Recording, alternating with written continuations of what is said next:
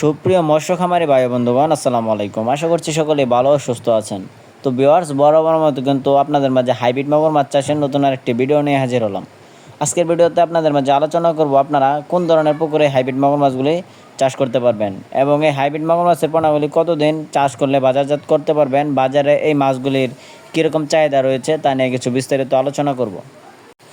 তো ভিউয়ার্স, আমরা জানি যে হাইব্রিড মাগুর মাছ চাষ অত্যন্ত একটি লাভজনক মাছ চাষ।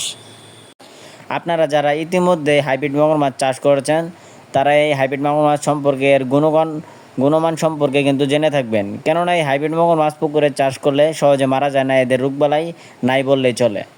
কেননা এই হাইব্রিড মাগুর মাছের পোনাগুলি আপনারা 3 থেকে 4 মাস চাষ করলে কিন্তু খুব সহজেই বাজারজাত করতে পারবেন।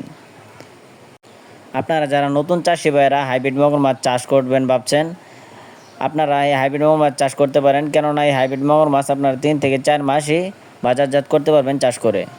এই হাইব্রিড মাগুর মাছের বাজারে ব্যাপক চাহিদা ও দাম রয়েছে। এই মাগুর মাছের পোনাগুলি আপনারা কোনো ধরনের খাদ্য ছাড়াই, কোনো খরচ ছাড়াই কিন্তু পুকুরে চাষ করতে পারবেন। আপনার যদি একটি ময়লা আবর্জনা পুকুর বা নোংরা পরিত্যক্ত পুকুর থাকে, আপনি চাইলে ট্যাঙ্কেও এই মাছগুলি চাষ করতে পারবেন। তো সম্মানিত মাছ চাষি ভাইয়েরা, আপনারা যারা উন্নত জাতের চকলেট কালার হাইব্রিড মাগুর মাছের পোনা সংগ্রহ করতে চান, আপনারা চাইলে কিন্তু আমাদের স্ক্রিনে দেওয়া নাম্বারে যোগাযোগ করতে পারেন। আমরা সারা বাংলাদেশের 64 জেলায় 100% গ্যারান্টি সহকারে মাছের গুণগান ভালো রেখে আমরা কিন্তু সারা বাংলাদেশের 64 জেলায় এই মাছগুলি বিনামূল্যে হোম ডেলিভারি করে থাকি। তো আপনাদের যাদের অরিজিনাল মাগুর মাছের পোনা প্রয়োজন, আপনারা চাইলে আমাদের কাছ থেকে পোনাগুলি সংগ্রহ করতে পারেন। তো মাছ চাষি ভাইয়েরা, ভিডিওটি ভালো লাগলে অবশ্যই আমাদের ইউটিউব চ্যানেলটি সাবস্ক্রাইব করে রাখুন এরকম মাছব্যাপী নিত্য নতুন ভিডিও পেতে। আজকের ভিডিওটি এ পর্যন্তই। আল্লাহ হাফেজ।